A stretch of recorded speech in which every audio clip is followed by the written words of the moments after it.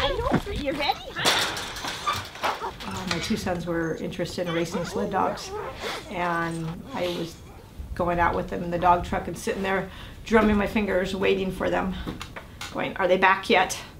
And I got really bored, and there was a few dogs in our kennel that weren't doing so good or were tired, and I said, you know what, maybe I'll just play with them while they're running. How are you doing today? How's that shoulder feel? We had a little race coming up in Montana that we'd go to every year, and Trevor encouraged me, knowing that I'm very competitive. He said, why don't you enter? So I entered 4 of the dogs in a 4-dog race. The rest was history. I just loved it, and we went from having 2-dog teams that were racing to 3-dog teams. And it was really cool. It brought us together as a family, even though we were very close-knit, because we talk about the breeding and the pedigrees and the genetics and how to train and whose dogs were best. We'd go out and run, you know, in the night, and all 3 of us would be together, and sometimes they'd be turning around on the sled in front of me and talking to me and passing me, and we'd race each other. And there's so much to learn, you know, when to put the brakes on, when to encourage the dogs to go, how to corner.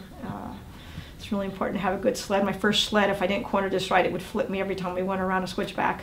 And so you have to learn where to put your foot, to drag your foot out so you don't flip. Hazel, are you ready, huh? This is Hazel. So I always come out every morning and I check my dogs for injuries and splits. A little stiff there. Yeah. Hazel ran the Yukon Quest when she was 1.5 years old. She's 8 years old this year. She's getting up there in her years. We predominantly have all Alaskan Huskies. You need a dog that's very forward and loves to run with a lot of enthusiasm and doesn't get too distracted.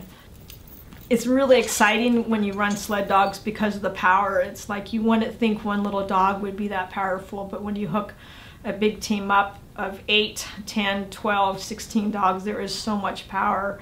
It's just incredible. If we don't have our ATV tied down to a post, we can hook up 9 dogs and they're pulling an ATV with the brake on and they'll take off. And a lot of times we can have 16 dogs hooked up and be getting ready to go or stop, and they'll be just dragging it. There's so much power and so much enthusiasm when they are jumping and hitting the harnesses and saying, let's go, let's go.